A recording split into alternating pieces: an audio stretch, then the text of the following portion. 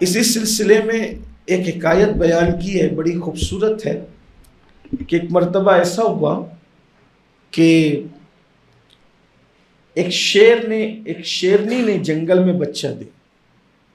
شیرنی نے جنگل میں بچہ دیا اور حادثاتی طور پر یہ ہوا کہ وہ اس کو بھاگ جانا پڑا شیرنی کو۔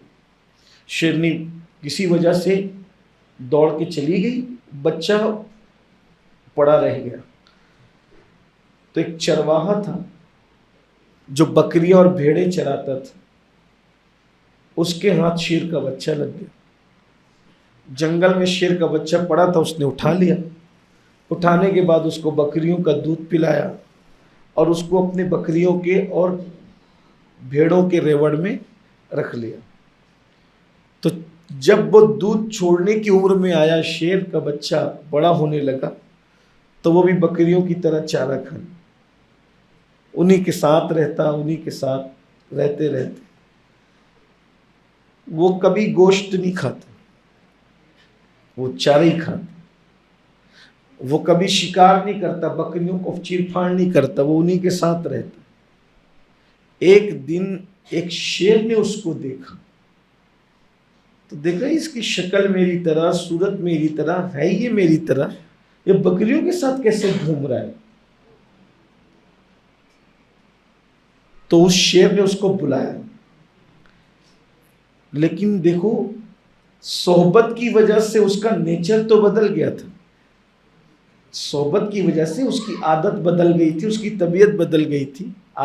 نیچر نہیں بدلا تھا، عادت طبیعت بدل گئی تھی، لیکن اس کا نیچر نہیں بدلا تھا، فطرت نہیں بدلی۔ فطرت نہیں بدلتی کبھی۔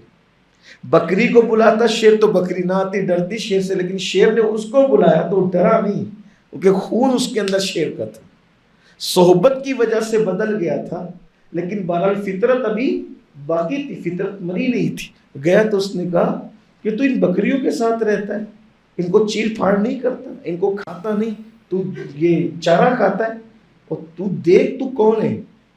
تو پانی کے پاس لے گیا تو پانی کے اندر دکھا، تیری شکل میری شکل ایک، تیرے دانت میرے دانت ایک، تو میری تیری برادری ایک ہے، تو شیر کا بچہ ہے، ان کے ساتھ نہ رہے، ان کے ساتھ رہ کر کے تو سب اپنی عادت و اطوار بھول گیا۔ تب اس کو احساس ہوا کہ میں شیر ہوں۔ تو اس نے کہا اب آواز نکال، جیسی میری آواز نکلے گی ویسی تیری نکلے گی۔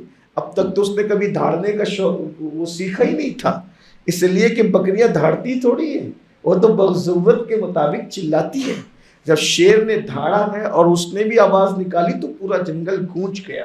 جب اس کو پتا چلا کہ میں بکری کا بچہ نہیں بلکہ میں شیر کا بچہ ہوں، لیکن بکریوں کی صحبت میں رہ کر کے میں بھول گیا تھا کہ میں شیر کا بچہ ہوں۔ اور رسول اللہ کے پیارے امتیوں، تم نشے والی قوم نہیں ہو، تم زنا والی قوم نہیں ہو، تم ناچنے گانے والی قوم نہیں ہو، تم حرام کھانے والی قوم نہیں ہو، تم عورتوں کو چھیڑنے والی قوم نہیں ہو، تم تو محمد رسول اللہ کے امتی ہو۔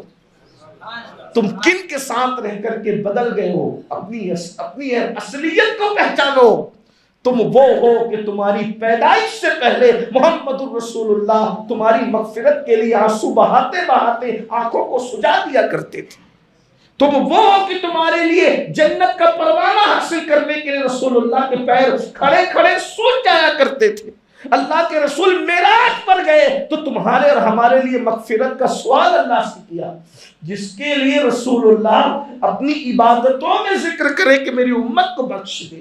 تم وہ ہو، اپنی اصلیت کو پہچان۔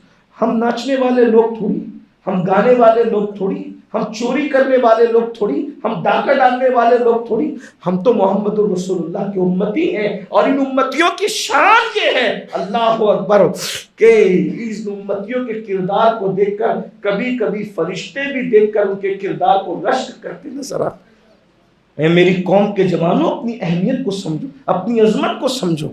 تو صحبت انسان کو بدلتی ہے۔